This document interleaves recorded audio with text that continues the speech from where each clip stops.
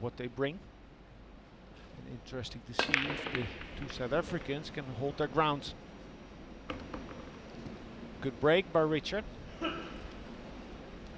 Richard, for sure, the most accomplished player of the two. I have never seen Jacob Leroux play, but Richard, arguably the best South African player. A lot of angle on the two ball.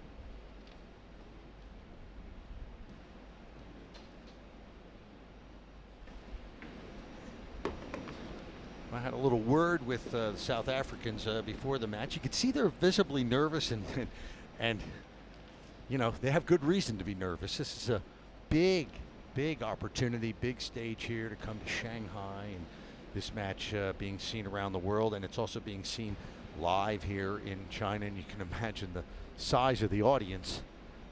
Just gave them a little advice. You know, I've seen a few of these events. You have too, Alex. You gotta just enjoy yourself. Try to embrace the moment. Take it one shot at a time. Yeah, so far for enjoyment. Has overrun the mark. Yeah. And we saw when Scotland played, Scott Gillespie, who comes from English pool, he did the same thing, traveling away from the next ball. Whereas pool players, many times, if they have a tricky little shot, they'll choose to play double speed, to find an extra rail and come in towards the next shot. So a legal hit on the 4. This is Kong De Jing. Originally from Beijing. Both of these players actually make Shanghai their home now, and they are both part of the local federation here. They won a qualifier that was held here in Shanghai to fill the spot for the China B team. So good safety there from Kong. Oh, nicely done there. But will he get position? No, he's ended up playing a safety on himself. Yeah, he put Leroux in a tough spot. Difficult ball to hit, the 5, being so isolated in the middle of the table. Unless, of course, there's a path to jump at it. Would be aiming for half a ball. Extension code. Yeah, he's getting his jump cue. That's also an experienced thing. If you're playing with a shot clock, have your jump cue ready. You don't want to lose those valuable seconds.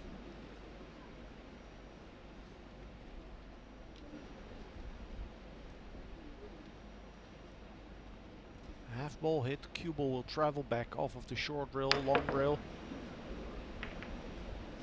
Gotta hit a rail. Gotta hit the ball on the way in. Well, he hit the ball coming back. Start the clock, please.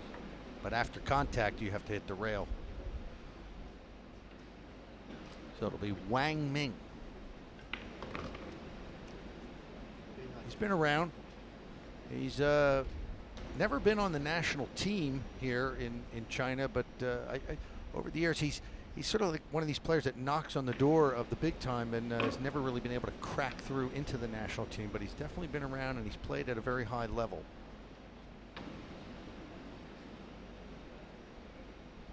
Yeah, and especially in doubles play, I think a team like that can really rise to the occasion.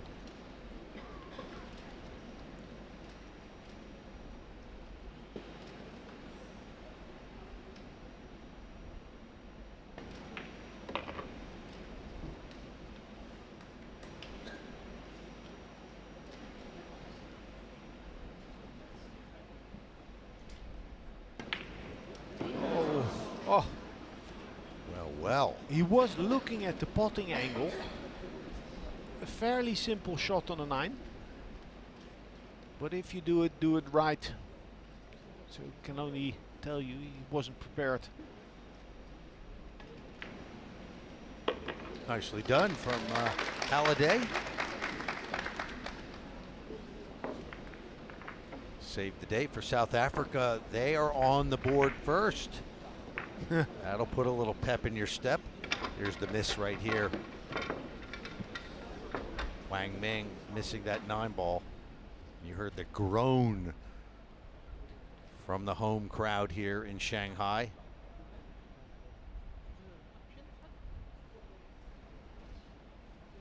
So it's a winner breaks format. South Africa will be up at the table. Chinese have won the World Cup of Pool twice with the famous duo of Li Yiwen and Fu Jianbo.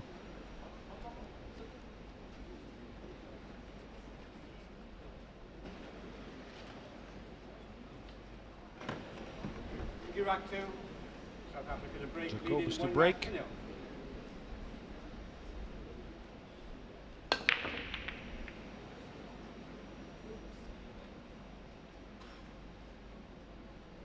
Yeah, he's not a very experienced 9-ball player.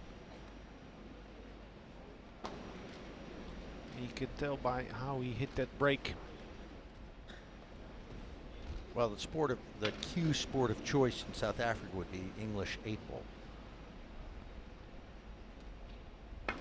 The Chinese 8-ball is growing rapidly. Richard Halliday actually is one of the founding fathers there. Setting up a Chinese tour 8-ball in South Africa. in South Africa. Yes. Yeah, they'll be having a big tournament where the king of the crucible, Stephen Henry, will come in and join the party. Yeah, Chinese 8-ball is it's basically, it looks like it's a 9-foot table, but it looks like a snooker table. Yeah, The pockets cut like a snooker table, but playing with these size of pool balls here. yeah. It's super tough. They've tried to engineer a hybrid between snooker and pool and English pool. It's very big here in China.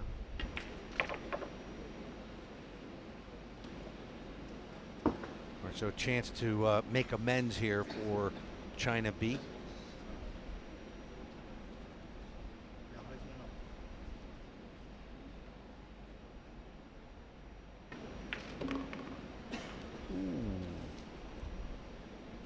That's not what he wanted.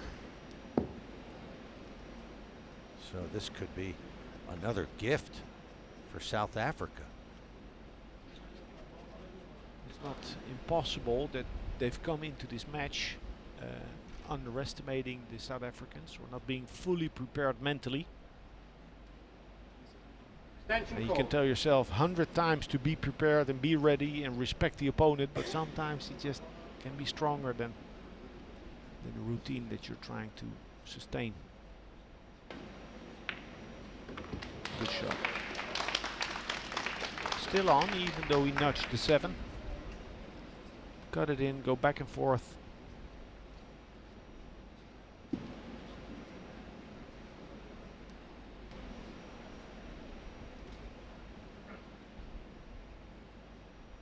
I remember when the World Cup of Pool was held in the Netherlands, in Rotterdam, long time ago, that Holland B, Roy Gerards and Gijs van Helmen, two sub-elite players in the Netherlands, they beat Chinese Taipei.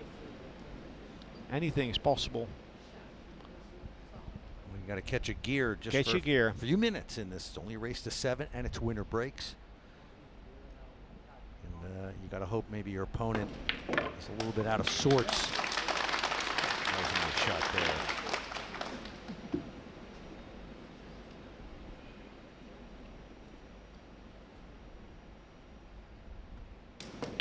Kong Beijing gets it back for China. They're on the board now, 1 apiece.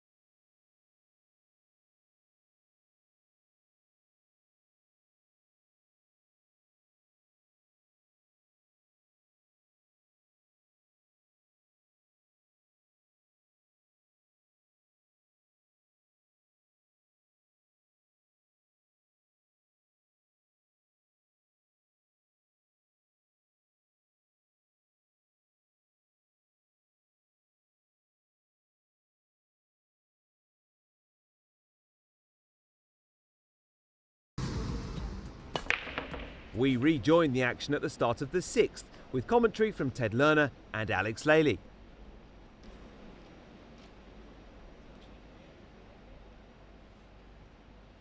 So a good squat of the cue ball here, but no result. Dry break for China B. And the 2 ball is too far away from the cue ball to play a jump. He can't go over the 2 ball. And he's looking to play real first, but he needs to load it up with a lot of right spin.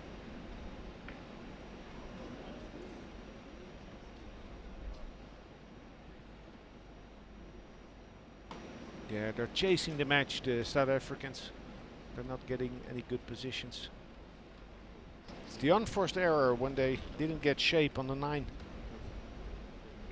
that tilted the match. Or at least gave free passage to the Chinese.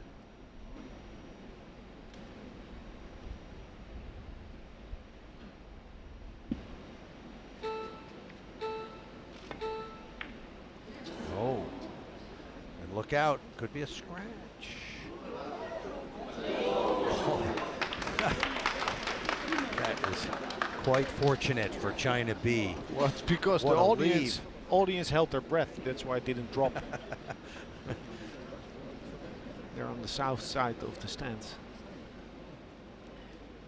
And that is very difficult cueing. Get into that cue ball. I think you'd see many players go for the straight back, Extension call. the bank the 1 ball where the cue ball is now. In such a tough spot with no clear safety available. Go for offense. Oh, the cut was on.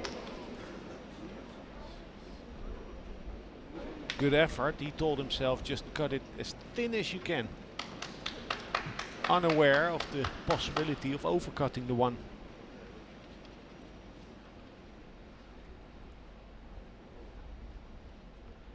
So here comes a jump shot from Wang Ming.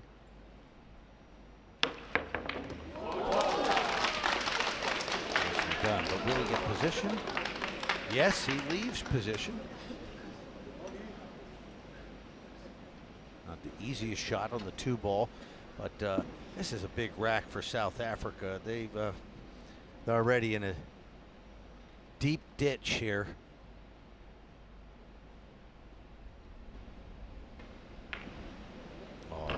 Yeah, played it well with a lot of right Well spin. done. You have to compensate for all the deviation of the cue ball due to the right spin.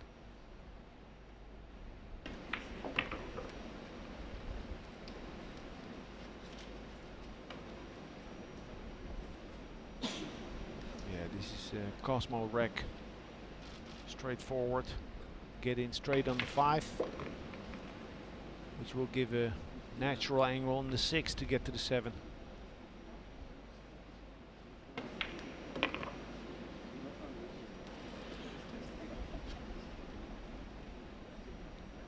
Well, it's looking like China B will waltz to the finish line here. I'd like an angle. Yep.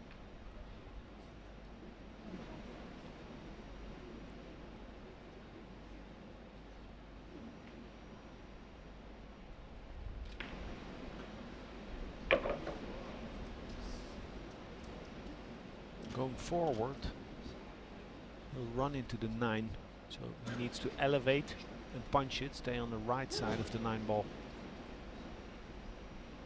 This is where you see a lot of players miss. They have to jack up the cue.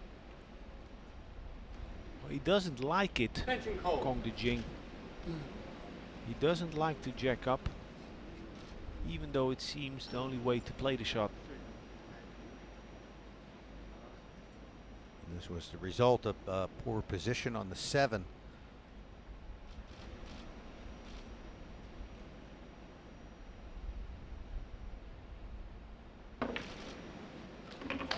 was executed well. Nice touch, Kong Dejing, and Wang Ming takes it home. Trying to be in total control here in the hometown of Shanghai. They lead South Africa 5-1. China failed to hit the rail after playing onto the 3-ball at the start of the 7th, but South Africa squandered their opportunity to punish the mistake, leaving the hosts just one from victory.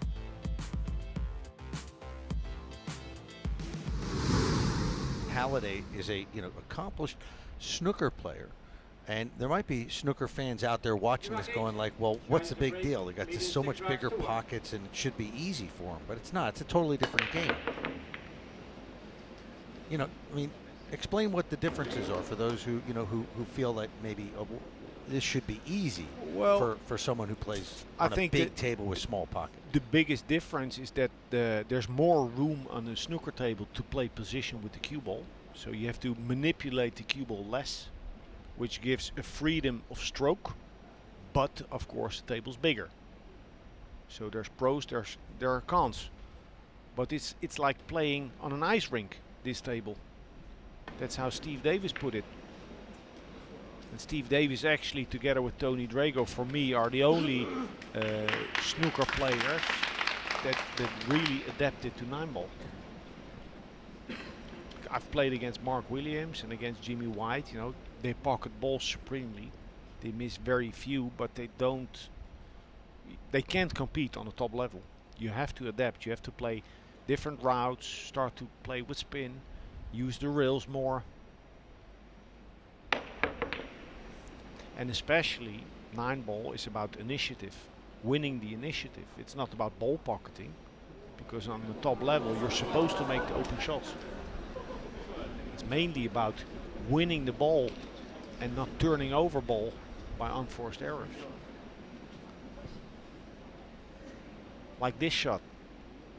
This shot looks so easy, but it's difficult to get proper shape on the 2. Right. Yeah, in the pool room, yeah, everybody loves this shot. You just bang it in. Well, but yeah, it's about position on the blue 2. Look at all this traffic down here. There you go. Like now, had he hit the ball 1 millimeter thicker or 2 millimeters, he would end up center table. So difficult when the object ball is hanging on the lip of the pocket.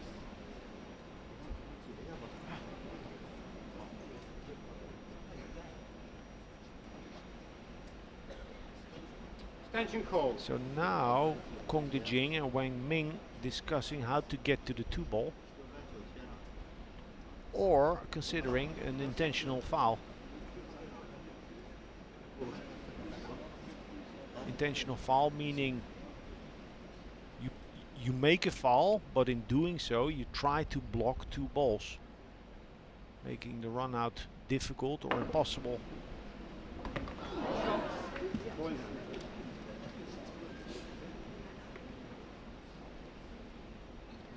Stop the top, please. So ball in hand. Well, maybe South Africa can salvage something out of this debacle. The 6-8-9 as an end game in this rack is easy because they have open positions. Why would you go for the 2-9? This is difficult. Little room between the rail and the 4. Use the 4 as a little guide in, and South Africa gets one back, and they have control of the table.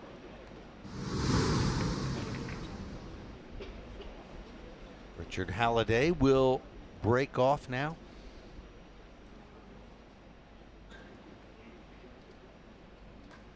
He's a boxer as well.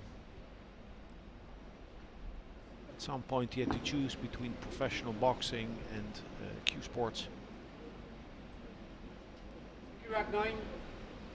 South Africa to break. At some point there was an Iraq to organizer in the States. He tried to get this tour going. It was called Pool and Pain, the Pool, Poker and Pain.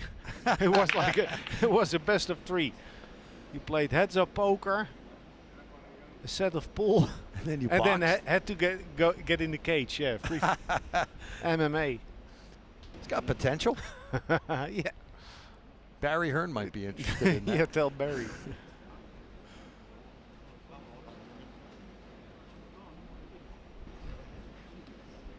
So no ball down, and a lot of ground to cover between the cue ball and the 1. He can't draw back because of the angle on the 1. Needs to go forward and avoid the 7.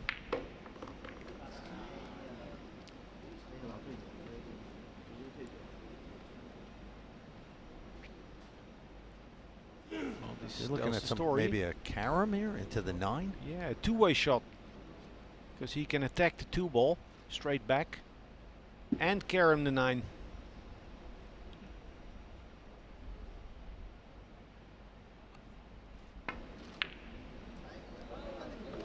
Oh, he did get the 2 though, and a shot on the 3. Straight back.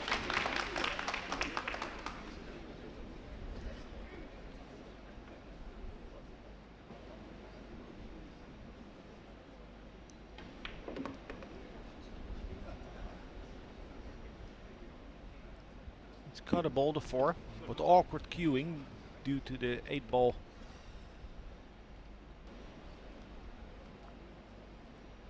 No spin. Center ball. Better to overcut than to undercut. Oh, nicely done. There you see, using that 9 again for the guide to ensure that the ball went in the pocket.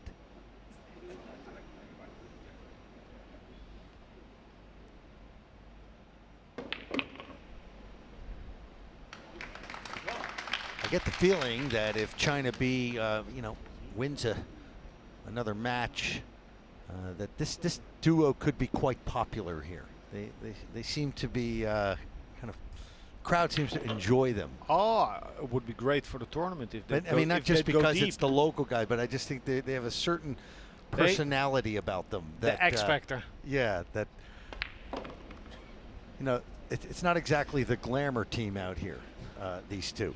And I think the average fan here in China could really relate to them.